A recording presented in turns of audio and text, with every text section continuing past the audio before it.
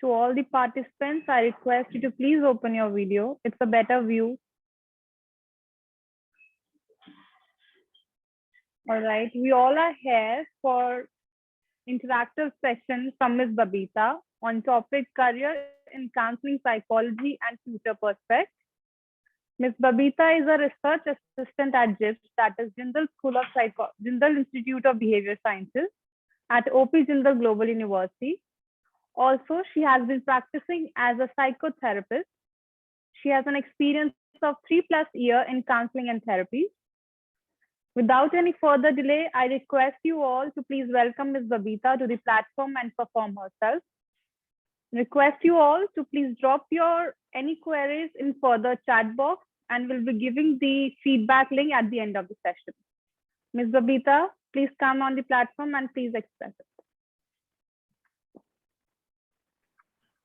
Thank you for such a warm welcome, Simran. Good evening, everyone. Am I audible to all of you? Yeah, good evening, good evening. Good evening. Yes. Yes. Great. So I would want to make this session as interactive as possible. And by interaction, I would want to say that I would want you all to speak whenever you want to. Like, you can stop me and ask me questions in between as well as the session, as when the session will end. Okay. So starting from, let me just first put it in front of you. What are your expectations?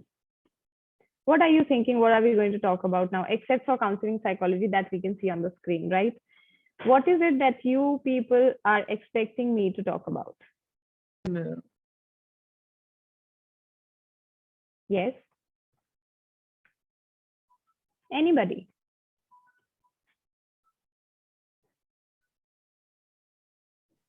Ma'am, to give us information about different careers in counseling psychology and psychology as a subject in general. Psychology as a subject in general. Okay. And anybody else? I would love it if you introduce fields of psychology which you think would have a greater impact in the future, and also the the fields which we are not normally introduced to. Okay. Ma'am, I'm you are telling us that how to comfort people, that they are going to tell us about their feelings. Okay. That's counseling, yes. Okay. Okay. Perfect. It's nice to know about the expectations, because that's how we can give it a good start, right? So starting with counseling psychology. All right. Counseling psychology, to first begin with, what is counseling? So when we talk about counseling, you must have heard it in many contexts. For example, when we talk about admissions as well, you must have heard the term counseling psychologist, and those are not the counseling psychologists, but the admission counselors you must have heard about, right? So the people you interact with when you are taking admissions anywhere are the admission counselors. But what we are going to talk about is something else altogether today. All right. So we are talking about counseling in context of psychology. What is counseling basically? So counseling is a face-to-face relationship between a counselor and a client, right? So a counselor and a client. Who is a counselor and who is the client here? So why do we say client? You must have heard the term patient as well. You must have seen this being used in a lot of places. But we no longer say patients, they are clients, because in a counseling setup, there is one person who's counseling, who's the counseling psychologist, and the other person on the other hand is called the client. The person on the receiving end is the client. All right. So going to the definition of counseling, counseling psychology can be defined as a professional psychology field that pays attention to the, so now we are talking about the aspects which are being taken care of under counseling psychology. Okay. So these aspects are the emotional aspect, social aspect, vocational, educational, health related aspects, developmental aspects, and organizational concerns. So these are the major fields where counseling is generally dealt with, and you come across counselors in these different fields for these different aspects. Okay. So going down further, what are the issues that are addressed during counseling sessions? Okay. So starting off with, the first is addiction and abuse of alcohol and drugs. So you must have heard about de-addiction counseling. So this comes under your counseling. When a counselor addresses, these are some of the issues that we are going to talk about that are addressed in counseling. Okay. So adjustment related issues. So what are the adjustment related issues? How many of you have actually lived in hostels away from your homes? How many of you have lived away from your homes? Would you mind raising your hands, those who have lived away from your homes in the hostels? 4 people? Only 4? Okay, so those of you who have raised hands, any of you please voluntarily just open up your mic and tell me how was your experience? How was your initial experience when you entered the hostel? And how was your first month after going to a hostel from your home?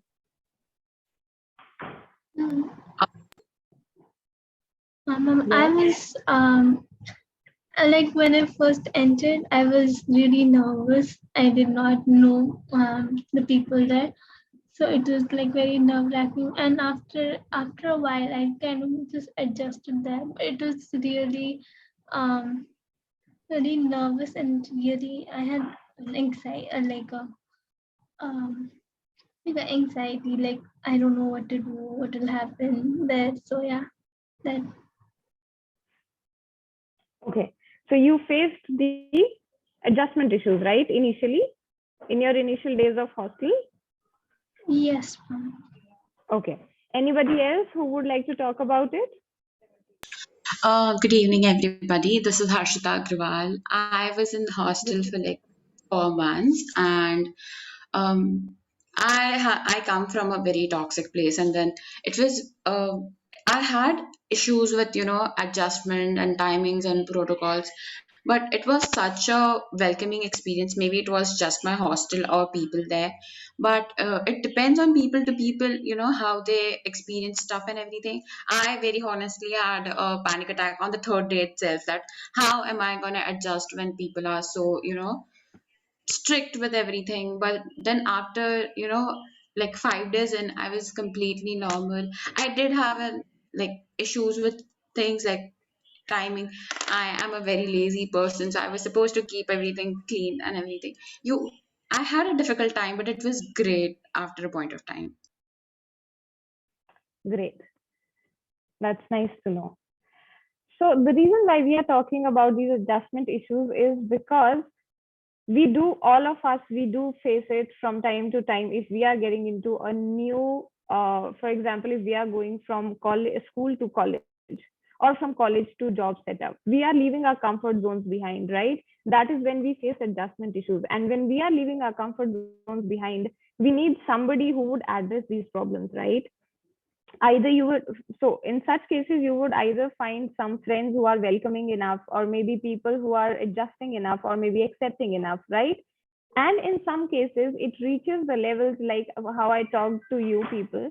You said that you were able to adjust over the period of time, right? But if you are not able to adjust, then what? So in those cases, you need a counselor. You need a professional help, where you are guided of how to adjust in places like these. All right, and how to adapt to new changes.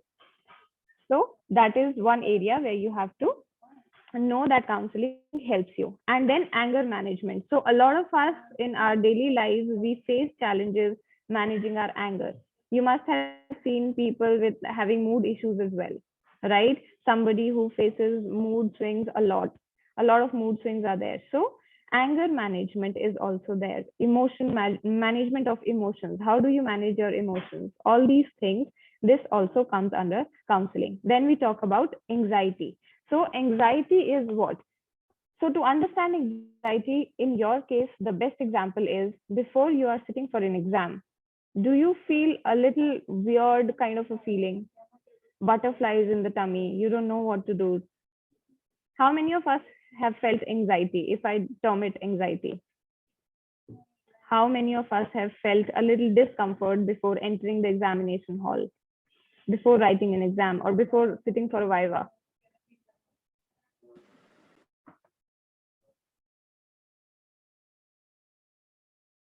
Tell me, how many of us have actually felt discomfort before entering an examination hall, or maybe sitting for a viva?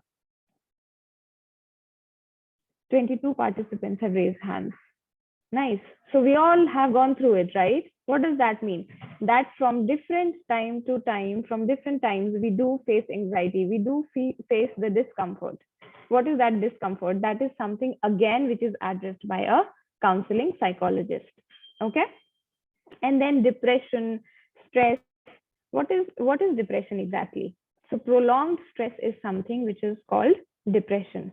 So over the period of time, see, some of us, we do get out of stress very easily, and some of us take a little longer. But there are those who are just not able to get out of stress, who are like, they do not see a way out, right? So when you do not see a way out, what do? You seek professional help. Again, counseling helps you here. Okay. Eating disorders. So these are some of the categories that I'm talking about where counseling helps. Okay.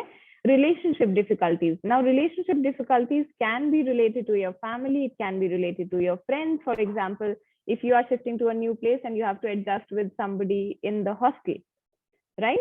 So what? Including roommates, significant others, and professors as well, for that matter.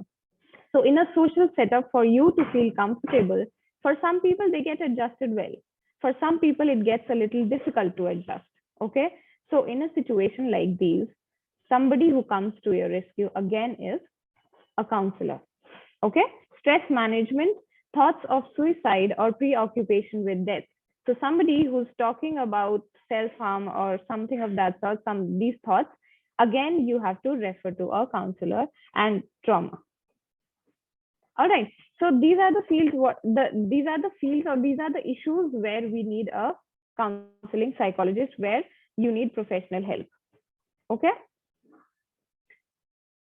So how many of you would say that you have never in your life come across anybody who has not faced any of these issues, even if it is one? Have you come across anyone who has not faced any of these issues ever?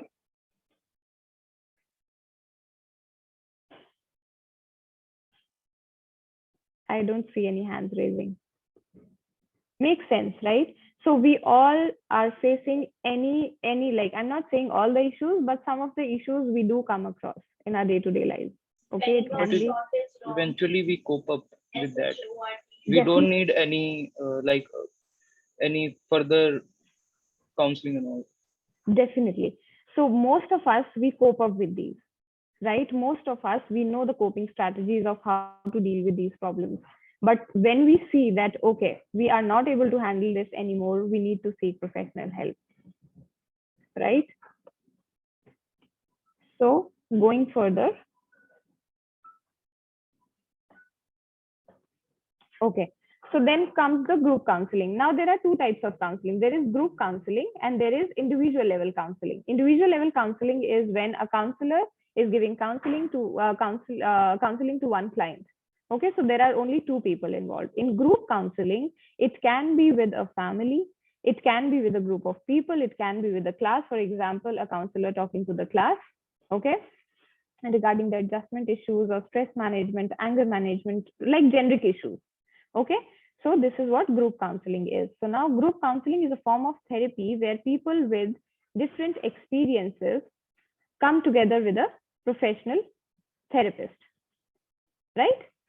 So it's usually focused on a particular issue like addiction. Okay, so de-addiction counseling, eating disorders, bereavement, and depression. So for issues like this, we can have group counseling sessions. Ma'am, right. what is bereavement? Sorry? Ma'am, what is bereavement? So bereavement are the grave issues when we have to talk about something that we have not been able to handle, where our emotions become extremely grave and we are not able to get out of them. We are not able to handle. All right. So handling the extreme emotions. Okay. Then you must have heard a lot, many times about the term guidance. So guidance and counseling is sometimes used together when you come across. There are certain internships also provided, and there are diplomas as well, advanced diplomas in guidance and counseling. So guidance again is a process through which an individual is able to solve their problems and pursue a path suited to their abilities and aspirations. So for example, if a person is not able to decide which career to take, where to go, which career suits the person better, so a person would need guidance. It's not that the person has zero idea about it, but the person is confused between two or like 3 to 4 options are there, and you are not able to decide where to go. So it's better to seek guidance. So that's the difference here. Okay, so no psychological issues here, but just you need to discuss it with somebody of where to go. Okay, that's guidance. So going further, we talked about counseling, we talked about guidance. Now we are going down to psychotherapy. So as the very name suggests, psycho is related to psychology, and therapy is therapy because we are treating somebody. So therapy, also called as psychotherapy or counseling, is a process of meeting with a therapist to resolve problematic behaviors, beliefs, feelings, and relationship issues.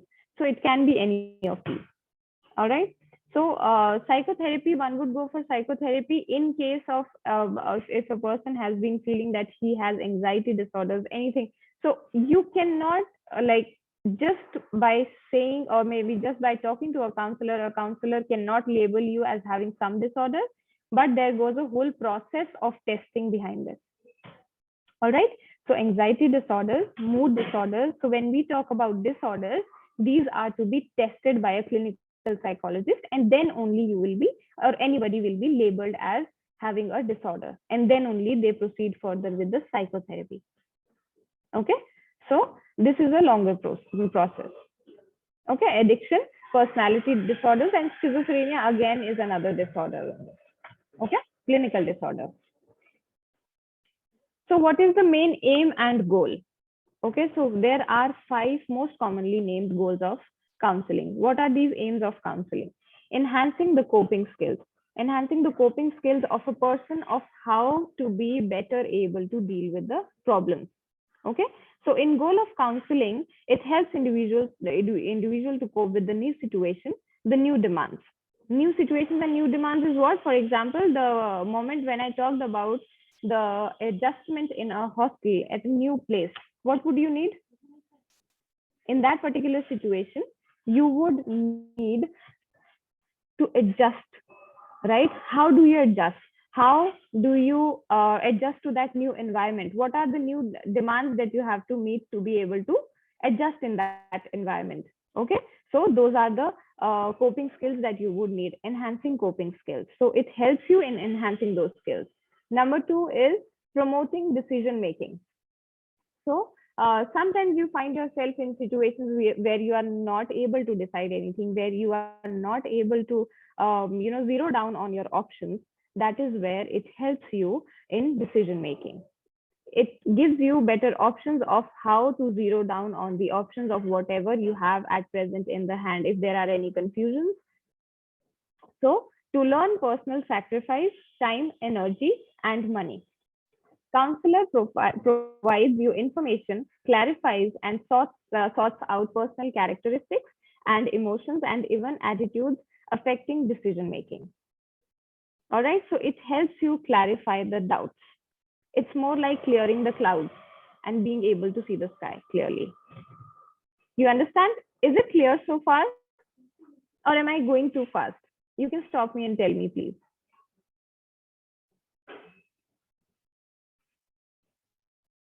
No, Am I ma'am, going it's too clear. fast? Is it clear so far?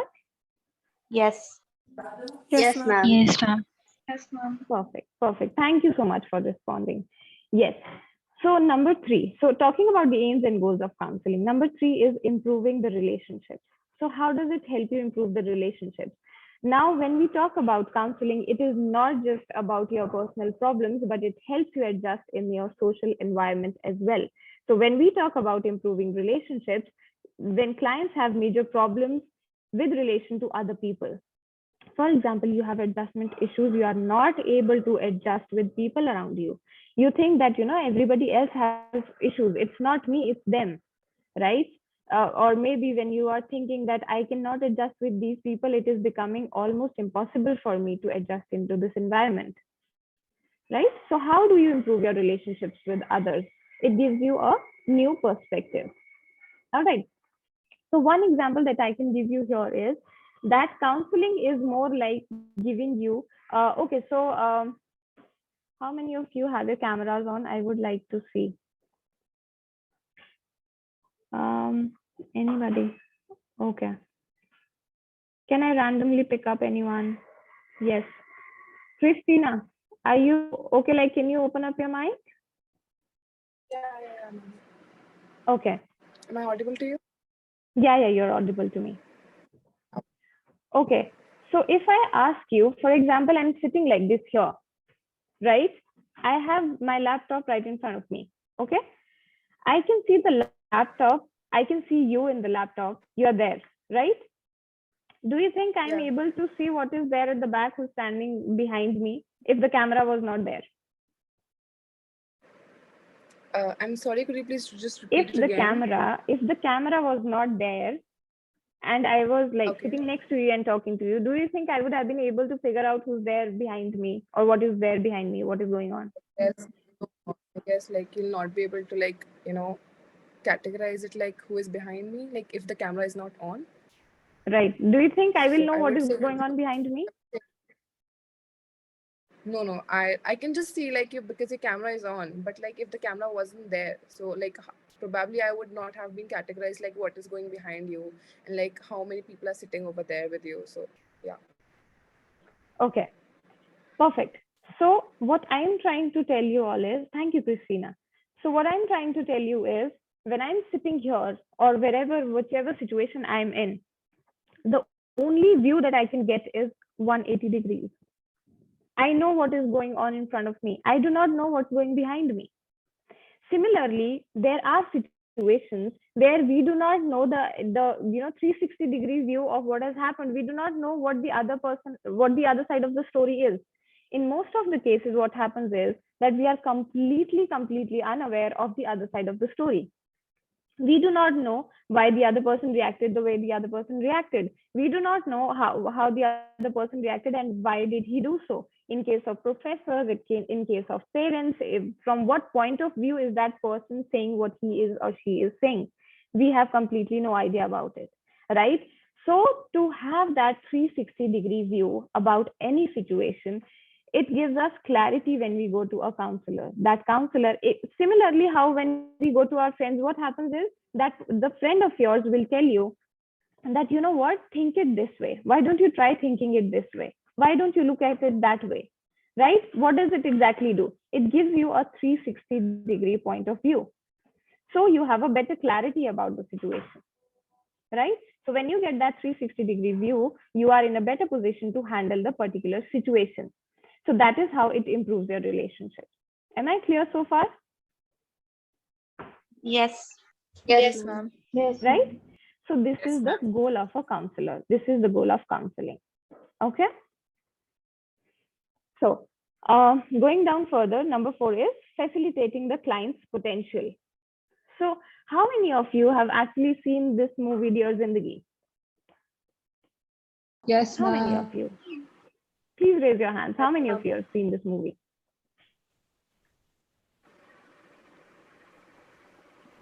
Okay. 13 participants. Nice. Okay. If I add myself, goes to 14. Right. Okay. So facilitating client's potential, and why am I quoting that movie here? Because you must have, those who have seen the movie and those who haven't, please go and watch it. It's a beautiful movie about a counselor and a counselee relationship. So facilitating client's potential, because you must have seen that in that particular movie, what happens is that the counselor, he enables the client to be on his own. You are not supposed to make the dependent on you. A counselor's responsibility is never to make the client dependent. Rather, it's the other way around. You have to make your client independent completely, so that the person starts believing in his or her own potential. So you have to facilitate the client, right? So being a counselor, what do? A counselor basically facilitates your potentials. This is exactly what happens in the movie also. Those of you who have seen must be knowing, right? So developing the client potential is frequently emphasized as a counseling goal. Okay. So all right. So the fifth one is facilitating the behavior change. So facilitating behavior change is when you think there is a need in a person to change the behavior. Okay. So there are maladaptive behaviors which sometimes need to be changed because you are no longer being able to adjust in the society or in the group that you are living in, right? So facilitating behavior change. Bring about the change in your behavior, particularly this helps you. And so there's Rogers in 1961, one of the psychologists, he says he sees behavior change as a necessary result of the counseling process. So counseling process results into your behavior change. Okay. So ultimately, it changes your behavior overall, and it makes you more well adjusted in the environment and with your own self. It enables you to accept your own self and to be able to adjust with the environment around. Okay. So there are no maladjustments anymore and discomfort. Okay.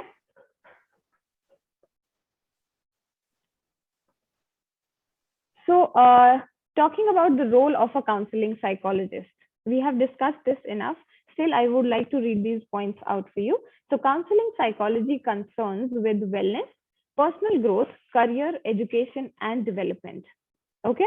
And counselors are concerned with the social justice and advocate as well. So counselor deals with client in a wide variety of settings, for example, individual, in groups, or in family setup. As I told you that it can be one-on-one or it can be in the groups. Okay. So sometimes we need to counsel the family as well as the person, if the person is not able to adjust with the family. Okay. So counselor focus on their clients' goals and they help clients to accomplish their goals. So counseling psychologists also help people with physical, emotional, and mental issues. All right. Is this clear so far? Yes. Yes. Yes. Yes, ma'am. Excuse me, ma'am. Yes, please go on. I have a question. Yes. So they do in group counseling. Is the reason for group counseling so that the people who enter it, they know that other people are going through the same thing they are? Is that the point? Look, so there are different types of group counseling as well. So group counseling can be, for example, this the one you're talking about. This can be one of the reasons for when you have to make the other person feel comfortable about the fact that he's not the only one or she's not the only one who's suffering. But there are others as well who have gone through the same, so that the person feels less like why me, or it is just me. Right? So the person starts feeling a little less uncomfortable about it. That's when the group counseling, these types of group counseling. And then there are those group counseling where you have to make the groups, for example, if I take the example of a family setup. So in a family setup, you are giving this group counseling, family counseling. Why? Because you have to sensitize the family about the situation of the person, right? So the family has to be also sensitive towards the condition of of whatever the person is going through. So for that also we use these types of counseling. Okay. Thank you, ma'am. Is that clear? Yes. Is the question answered? Yes. Thank you, ma'am. Okay. So going further again, now there is career counseling. So career counseling, how many of you actually know about career counseling or must have gone through career counseling? Anybody who has been to a career counselor?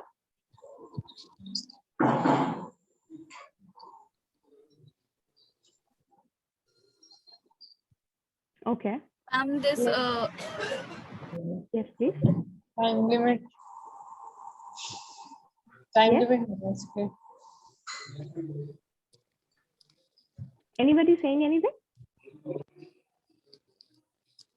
In career counseling, basically they focus on and make them understand in which career they are more like which career they can pursue, which what are their interests in it, so they can guide the student or any other person who are having troubles in deciding their career. So the career counselors help them in that stage. Right. Perfect. Okay. Anybody else with any other experience of career counseling? Yes, ma'am. Yes, please go on. Please share. And career counseling, as in I have been taking it right now too. I am Okay. enrolled with a counselor. So career counseling is basically like it can be an aptitude test for the subjects that I like, and am I actually suitable in that field of work? Because it might be possible that it is that I only have interest in that particular field, but I may not have the aptitude to do the same. So career counseling can be used to like narrow down and come to a particular point that is the best for me, like a best field that I am well suited in, and also it can tell me if I have the right aptitude required to do or perform in a certain field. Absolutely. Absolutely. So perfect explanation given, right? So career counseling basically, so the motive of career counseling is to make you understand your potentials. How do you do that? Through aptitude tests. Okay. So aptitude test gives you the results for where you stand, what is your strengths, what are your areas of improvement, and what are your actual strengths where you can work. So you may feel interested, exactly how she said. So one of the participants exactly how is saying that in aptitude test can give you results for, it can tell you what you are good at, can give you the strengths, your areas of strength. Also, now here you will know that these are the particular, sometimes you feel interested in a particular subject, okay, but if you do not have the aptitude for it, over the period of time what is going to happen, you are going to give up on it. You will feel that I should not have got into this should something that you should not, you shouldn't have chosen, right? So to avoid those feelings later on, if you know what are your strengths, that is where you begin from. So if you begin with your strengths, isn't it great? You are going to save a lot of time of yours, isn't it? So that is what career counselor is supposed to do. That is what the career counseling helps you with, right? And then there are mental health counselors. So these professionals help patients with mental and emotional problems, including anxiety, depression, stress, and low self-esteem.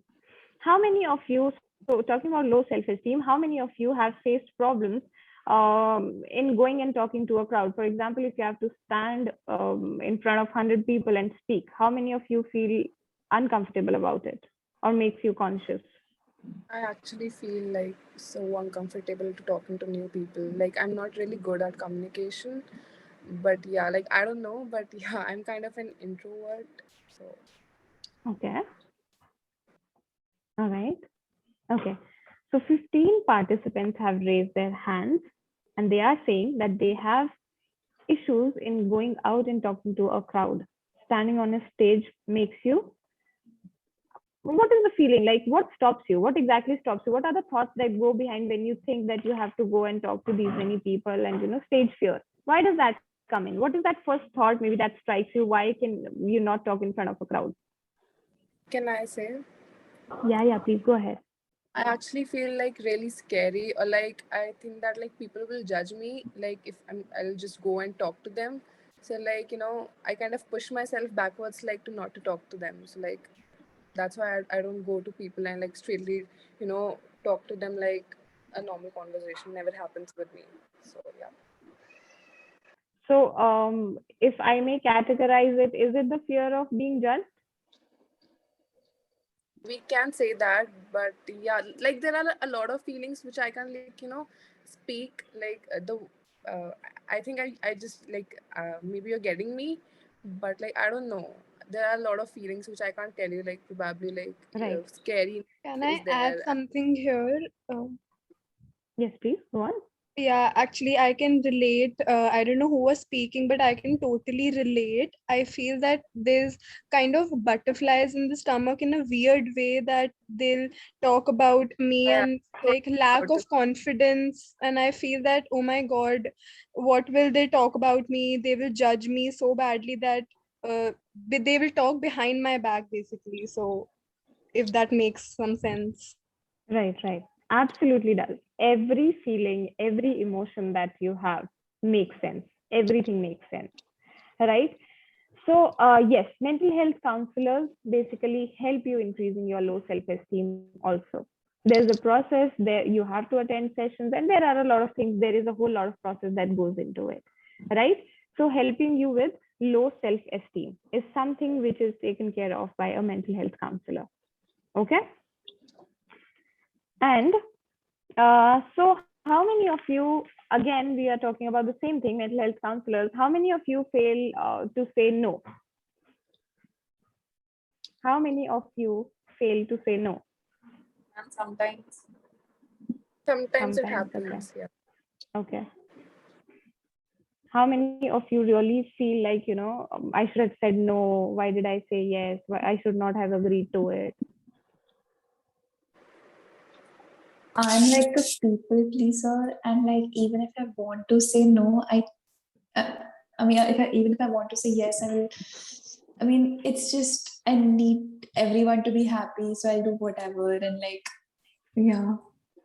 It's like so difficult to say no, like for every situation, even in some situations where I'm not even comfortable, I say yes for the sake of other people and for the happiness of them.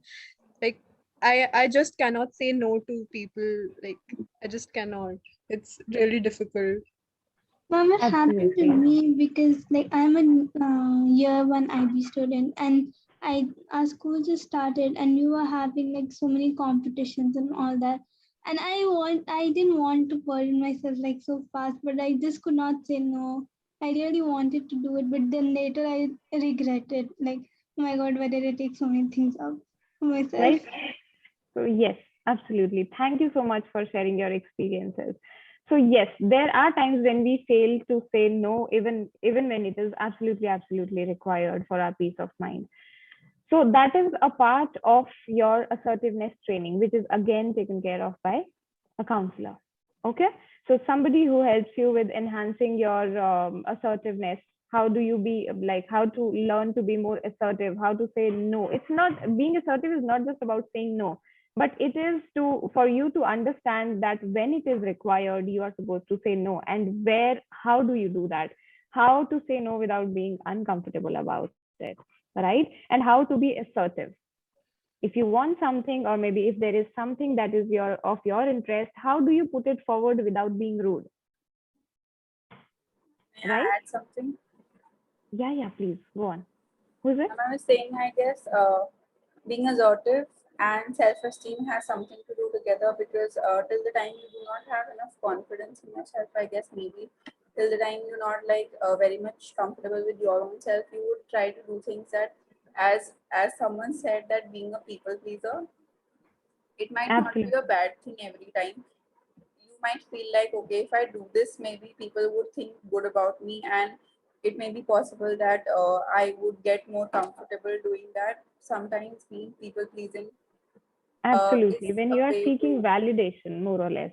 yes, exactly. You like, that is Right. social desirability, I guess. Right. You're right. Absolutely right. So these are the things that are taken care of by the mental health counselors. All right.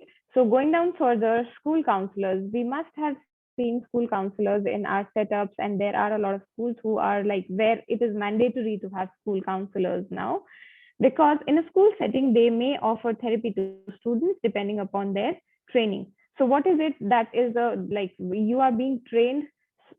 Sometimes there are trainings which are held, sometimes there are one-on-one sessions which are given to by the school counselors. Okay, so in a school setting, so they may also help parents and students develop life skills or plan for college, right? So developing life skills. Okay. And marriage and family counselor, again, so this is another area of counseling, and rehabilitation counselor. So I will go down to these further on. So and then private practice, that is another career option that we have when we talk about you working as a counselor. So private practice is one of the options. Now how do we go down to it? How do we, like, if we have to practice as a private like counselor, we have to have our own setup. How do we have it? That is also that I'm going to talk about, and I will give you answers for that as well. So private practice is where a person is independently having a clinic and practicing as a psychologist. Okay, so private practice is a method of performing mental health, medical, or other services. Private practitioners have their own offices and typically set their own schedules, right? So in private practices, you can have your own clinical setups and do the testings and give therapies to the clients. Okay. So functions of a counselor, we have talked about this before as well, to provide a relationship between counselor and a counselee. So there are ethical considerations that also go into it, that you can, like, this can be taken over later on when you do your course. So to provide an alternative in self-understanding, to provide leadership in developing a healthy psychological environment for the client, and to provide for improvement of the counseling process through constant individual criticism. Right? So this is about a brief history of the counseling. So this is the picture that you're seeing on your screen is of Frank Parson. So he was the father of guidance. So we have talked about guidance. Okay, and he trained the teacher to serve as vocational counselor. So this is something not exactly what we are looking at. So this is just to give you the idea of where it started from, right?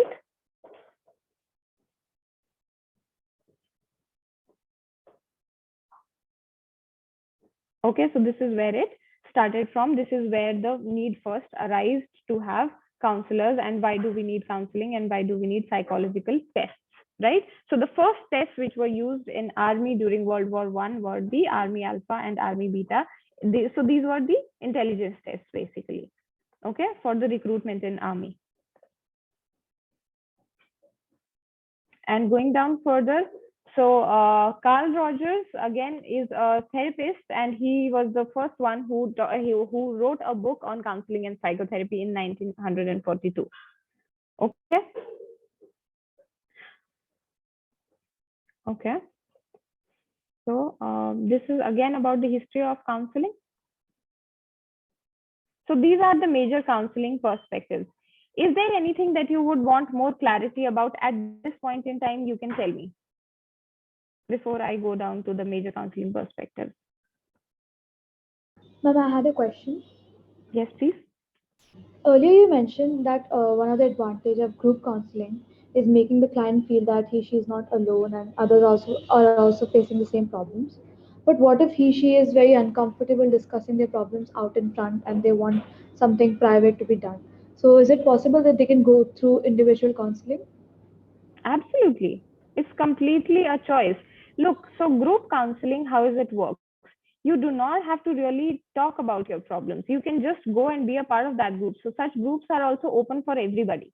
So anybody can go to just witness of how people have gone through their problems. So there are those who are like, who have accepted whatever has happened and have moved on. They are out there going to talk about it. And those who are still struggling with the acceptance part, they are not going to talk about it much, but they can be a part of it. So nobody is really bothered in these cases.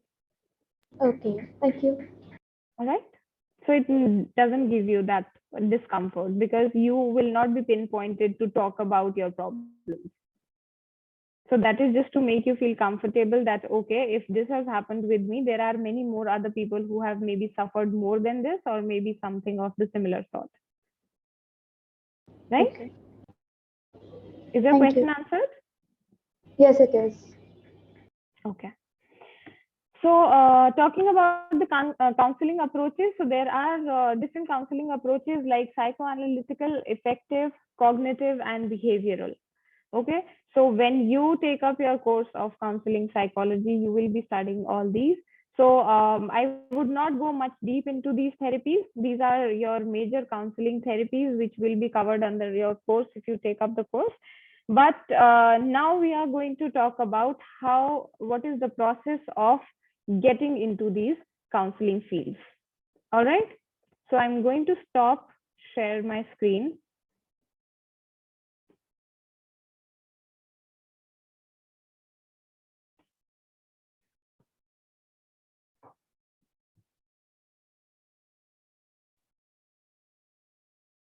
Okay.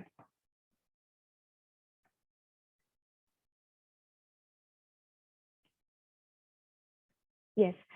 So now in another 5 minutes, I'll be taking up your queries as well. So now if you have to, you have passed out your 12th standards and you are wanting to take up a career if you are aiming at in counseling psychology.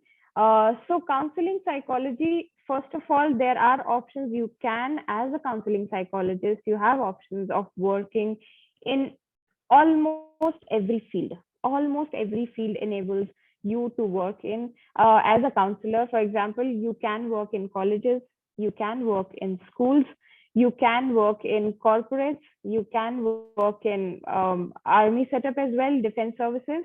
Okay, so you have ample options when you go for counseling as a career. So for counseling also, again, now there are so broadly speaking, there is counseling where you learn therapy, you give therapy to people who are not clinically ill. So when I am saying clinically ill people, those are those who are diagnosed with certain disorders.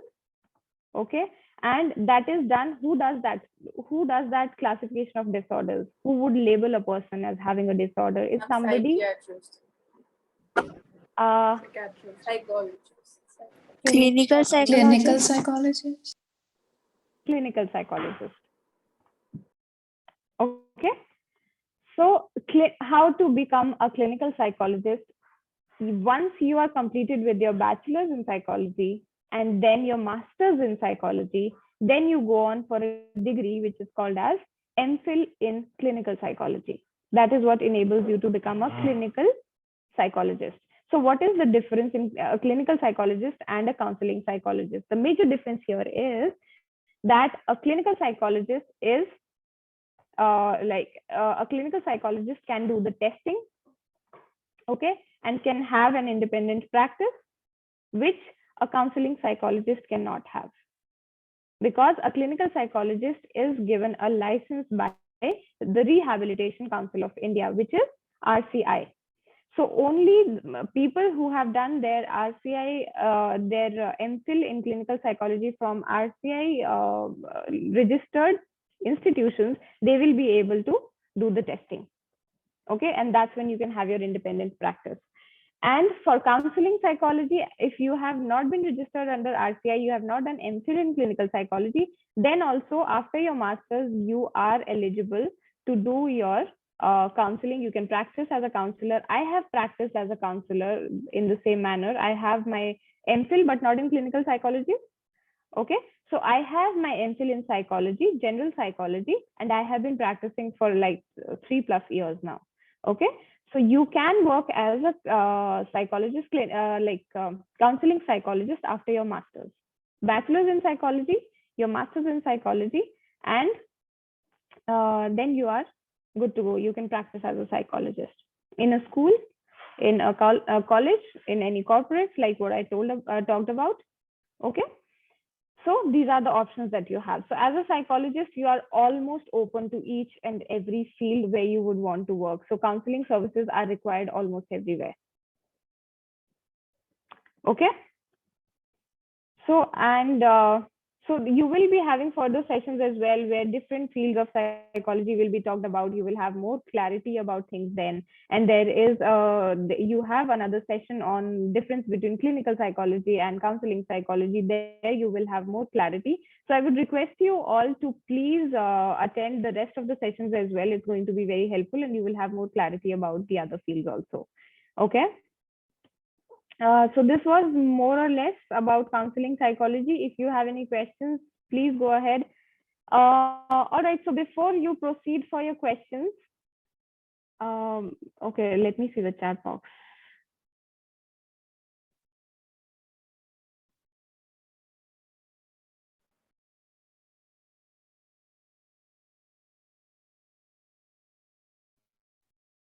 Thank you so much, ma'am. Ma'am, we have like lot of questions over there in the chat box. So one of the participants have asked, what are the job opportunities like for clinical psychologists? Could you please help in answering it? For sure. Yes.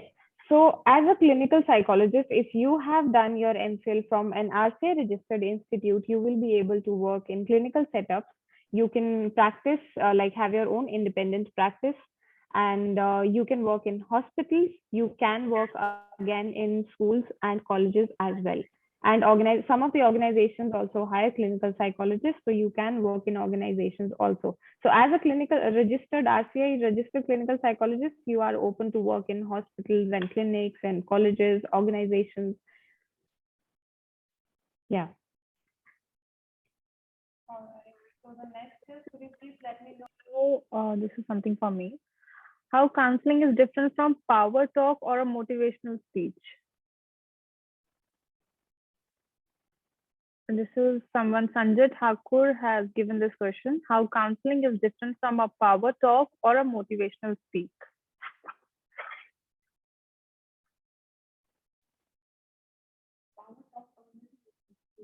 Speech.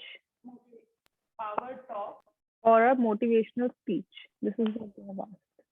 Okay. Basically, sir, you must have noticed the people who are doing the motivational talks, those who are not psychologists, are talking about motivation, and they are talking about power talks from the context of their experiences. Wherein, when we talk about psychology, it is not coming just from the experiences, but it comes with a scientific backing. You have facts, right? You have science, you have psychology to prove what you're saying, and it does not come from your experiences purely. So that is where the major difference lies. All right, a question from Harsimran Kaur. She has given that, can you please name few aptitude tests where we can test ourselves, like from their home or somewhere? So this is what she meant to ask.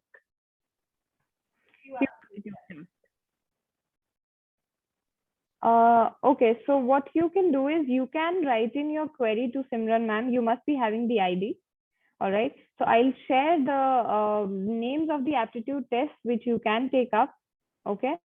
And you can take those tests up. They are online available. I'll share the list with Simran ma'am. So you can write a mail to her regarding the same. I'll share it with her, and further on she can share it with you. Also, there is one test that you can take up. It's a temperament sorter test, and it's a very nice test which is available online. And it does give you a very good result in terms of your temperaments, and it does tell you about your strengths and the areas where you need to focus on. So I'm going to write the name of the test in the chat box.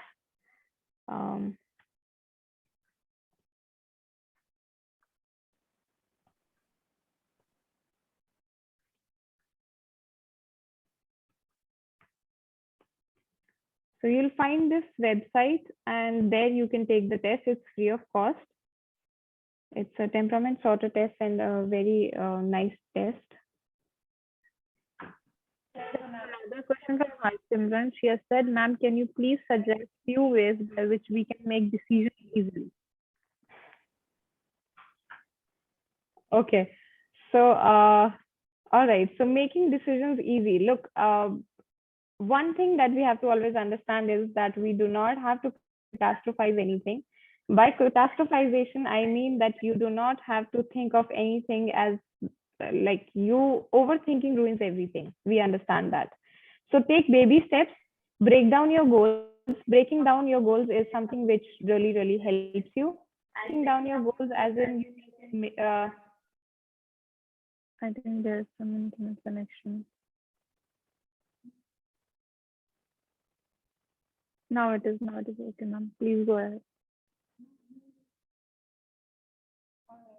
Yeah. So, okay.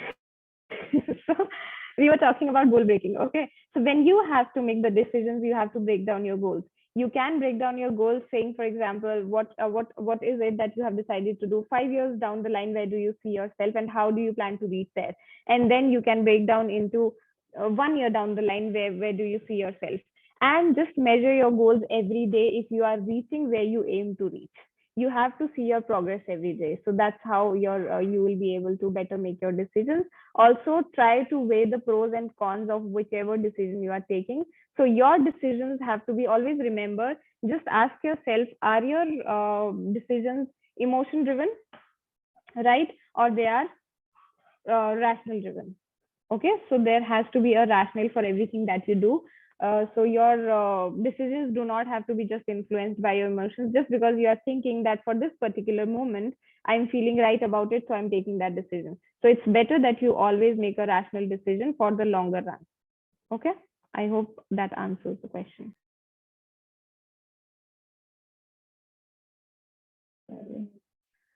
Thank you so much. There is another question from Manojaba B.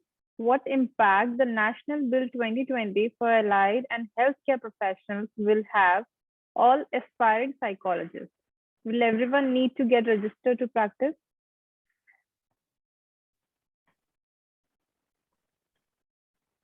Can I repeat?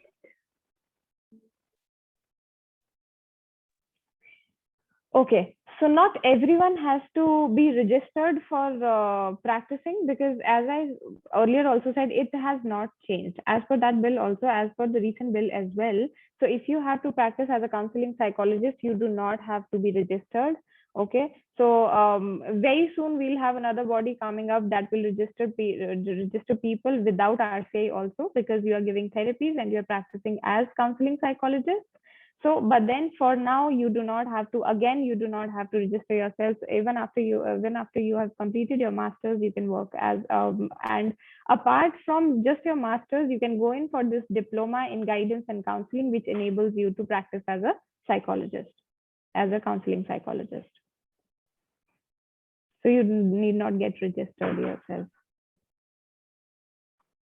All right, thank you, ma'am. There is another question. Harjeet Kaur Bagga has given the question: what is more beneficial and what is the difference between MA in clinical psychology and MA in clinical psychology? Like she's asking, actually, he's asking the difference between MA and MSc, clinical psychology. Right. What are the more beneficial and what is the what is the difference between the MA clinical psychology and MSc in clinical psychology? Okay, so MA in clinical psychology and MSc in clinical psychology, major difference is only that some of the universities still are giving you MA for doing the same course for which some universities are giving you MSc. So it is not about the, it is not that it is going to enable you to become a clinical psychologist or something. It is the same thing.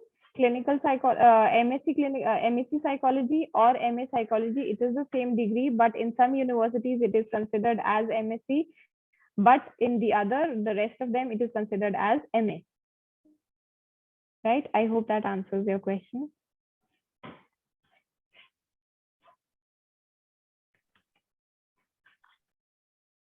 There's another question also. What is the difference between MPhil and PhD if she want to open her clinic?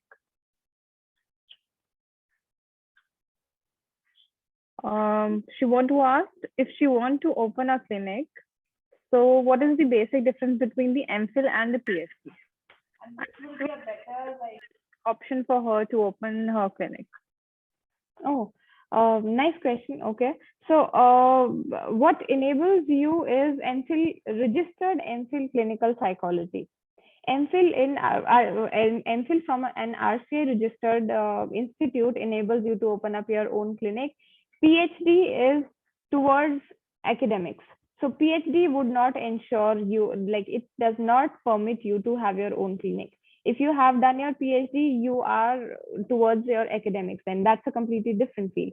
So MPhil clinical psychology is something that enables you, MPhil clinical, that too from an RCI registered institute, it enables you to have your own, set up your own clinic, not the PhD. PhD does not enable you to have your own setup. There's a question from Dhruv Gulati. He has said that how does Medicose help in curing depression? Yeah, medical, like taking medications and everything. How can that help in curing oneself from the depression? Look, that's a completely different phase, and that's a completely different process where you would need medications to cure depression. So that goes like for from a psychiatrist, you are labeled, or maybe you are tested as a person who's depressed. That's where your medications start. But medications alone won't help. Medications always have to be, so medications are basically to tone down your extreme emotions. So when you are feeling the extremes of emotions, that is something that helps you. That is where the medicines help you, right? So along with the medications, counseling and therapy is always required. All right.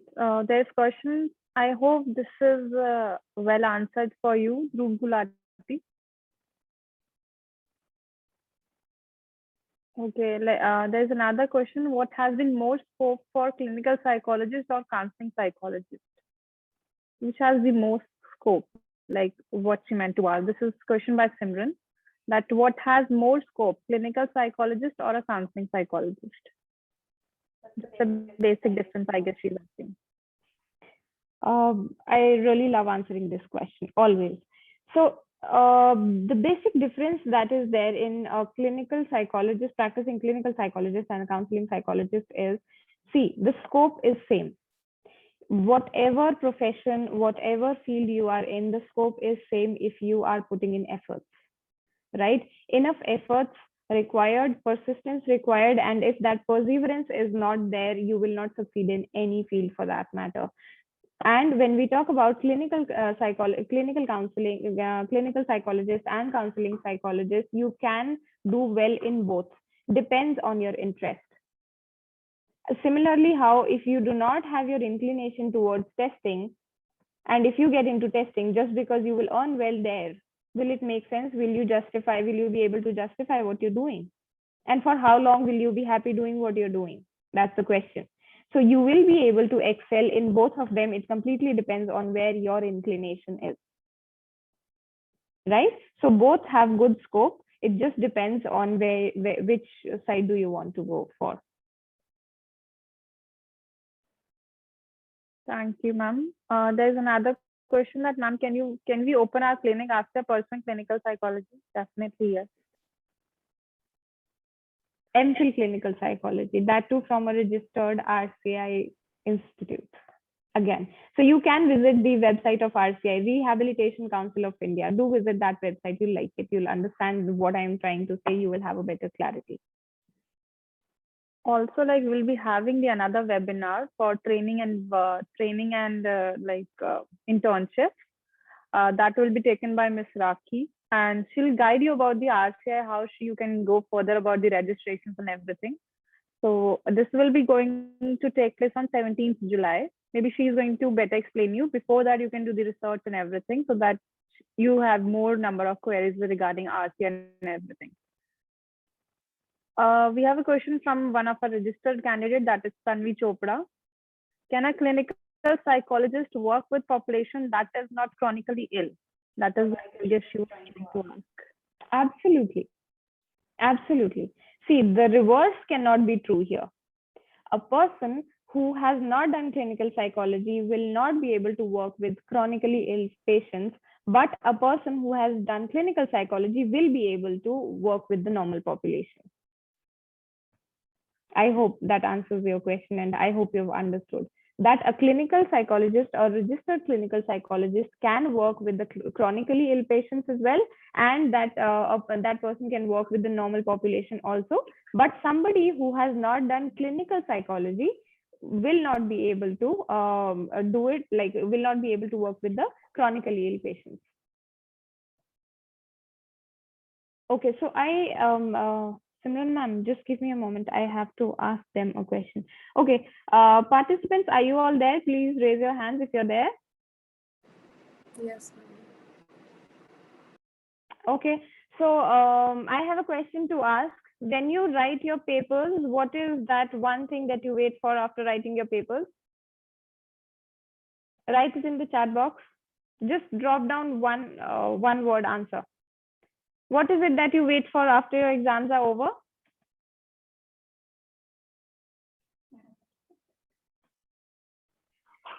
Results. Awesome. Okay.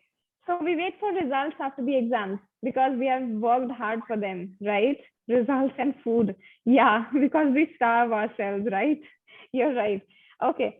So the reason why I'm asking you this question is that it is very important for us to know where we stand because we have written the exam. So we definitely need to have the result as well of where we stand. Similarly, how after this session, I would like to know where I stand. So I'm going to share a feedback form link. So would you like to give me my results? I'm going to share the link here. Please this is the form. This is the form. Just open this form and give me the feedback, please. So this link is going to be open till probably 7:30. So 7:30 is when we will close the link. Please give in your feedbacks before that. So it is not mandatory, but I would love to hear from you of what are the improvement areas for me as well. Okay. I would love to improve and I would love to know what is it that you really understood and what is it that you would need more clarity about. Okay, so please fill in the feedback. I have written the link in the chat box. Thank you. Yeah. Thank you so much, all the participants, for joining and giving their good time over here. Also, we have another webinar coming up on 17th of July. So we request you all, if you want your further queries to be answered, you can join back to us and we'll be sharing the registration form and everything to you via mail itself. So we'll be happy to answer that. Thank you so much. There is another question from Dhruv Gulati. If a person used to be an extrovert and liked talking to people, but became an introvert and is comfortable to talk only within his group, is it a disorder or a psychological problem? Can social and personal factor be responsible for such change of personality? How can you overcome with this? Can you please help him? Yeah, thank you for your question. So if you're asking that your query is that you have become introvert over the period of time and you do not feel very much comfortable talking to a group anymore now. So this has changed maybe like exactly how you are saying, but it cannot be a psychological problem. It's just a phase, right? So in one phase, you were extrovert, you were extremely comfortable talking to people. In another phase, maybe because of your past experience, something went wrong and you became an introvert. So that can be another phase. So you can talk it out maybe to a therapist if you would want to. You can talk to your college counselor as well later on, but it is not any psychological problem. Do not think of it as a problem. Right? I hope this is answered well for you. Ma'am, we have a wonderful question over here by Kamya Rai. Ma'am, what is the subject requirement of counsel psychologist and how is it different from clinical psychology? This is actually one of our webinar coming up, like interactive sessions regarding counseling and clinical, which will basically focus for the main difference. So I guess this question can be well answered by Ms. Shruti Dua. But I request if you can give a brief intro, like a short answer to it.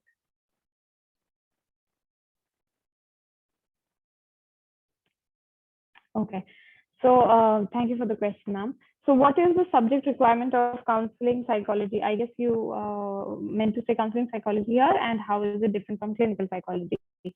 So again, how I talked about it before, clinical psychology gives you extensive experience into testing, which is not there in counseling psychology. So for counseling psychology, you can do you can take an advanced diploma after your master's, right? Advanced diploma in guidance and counseling that enables you for to become a counseling psychologist. Or for a clinical psychology is different because clinical psychology is more towards testing. Counseling psychology does not talk much. It will give you the idea of how to do the testing. It's not that counseling psychologists do not know how to do the testing, but they are not registered to administer tests. They can administer tests, but you will never be able to work independently or maybe work in a private practice. Right? But that comes on later, because you cannot become a clinical psychologist until you have completed your master's in psychology. So bachelor's and then master's and then MPhil in clinical psychology. So it comes much later. I hope I've answered the question. Thank you, ma'am. Ma'am, we have received a number of like comments in the chat box that the session was wonderful and the answers were like their questions were being answered. But one of the user 36, I am not known to the name of the person, he is asking that he or she is asking, how can we connect you for further queries and any questions, etc. You need to drop down a mail to West Munjal that is mentioned in the flyer itself, and I'll follow up with Ms. Babita ma'am, and she'll be able to answer you well. And if there is any other, like, I know I would have skipped many of the questions over here, so you can drop down all your queries on my mail ID and I'll connect Ms. Babita to it and she'll be able to answer you all.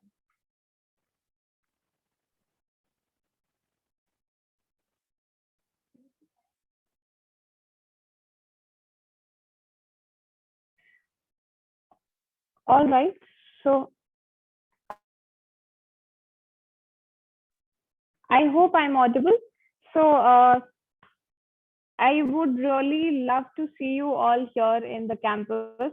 Okay, so something that we have started off with is counseling, and this session is specifically like we are holding this session just to inform you that, okay, am I audible to all of you? Yes, ma'am, you're audible. Yes, okay. Thank you so much. So yes, so we are talking about JSPC here. What is JSPC? How many of us know what JSPC is?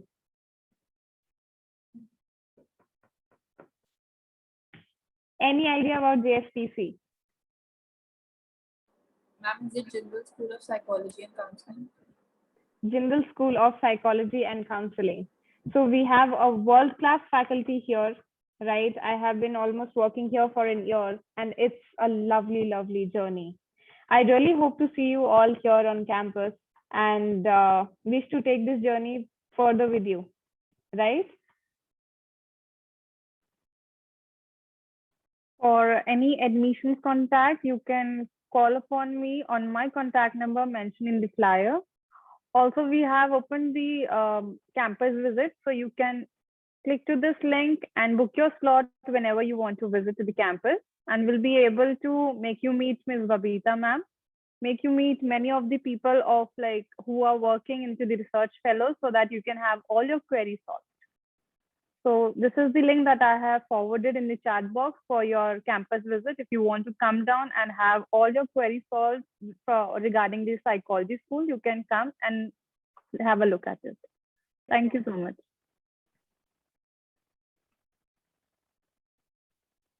We have a new school, that is Jindal School of Psychology and Counseling.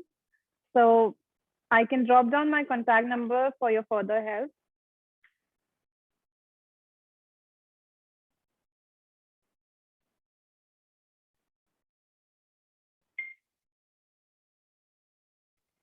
If there is any query regarding admission or anything you want to come across, or like regarding this session, questions or anything, you can please call me back on this number or drop a mail on S1jar.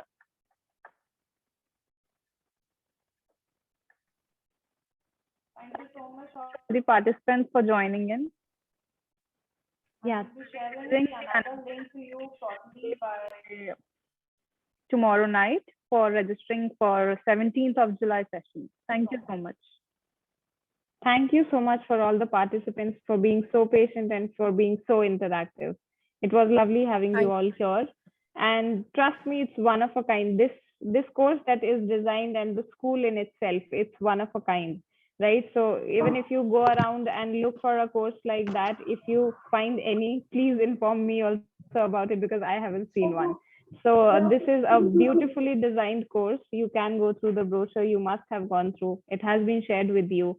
I have also gone through it, and I have honestly, if I was in school and I passed out my 12th standard, I would have loved to take this course up. So just go through it, make a wise choice. Okay. And thank you so much for joining in for the session. Take care. Ma'am, Yeah. ma'am, Yes, yes. Yes, please. can a commerce student become a psychologist? Definitely. Why not? Why not?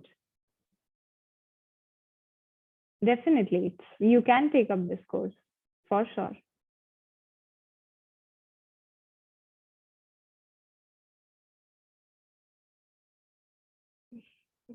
So for anything, if you want to talk about anything related to any queries related to your admissions and what are the eligibility criteria and any other query related to admissions, you can talk to Simran ma'am. You have the mail ID, you have the contact number, so you may talk to her. She'll guide you through. All right. Thank you so much, everyone. Thank you, ma'am. Thank you so much. Thank you, ma'am. So much, ma'am. Sharing that flyer.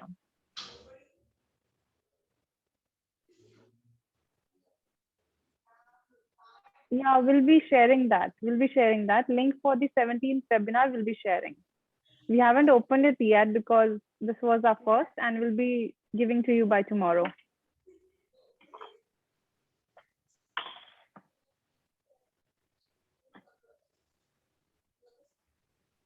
Thank you, teachers. Have a great day.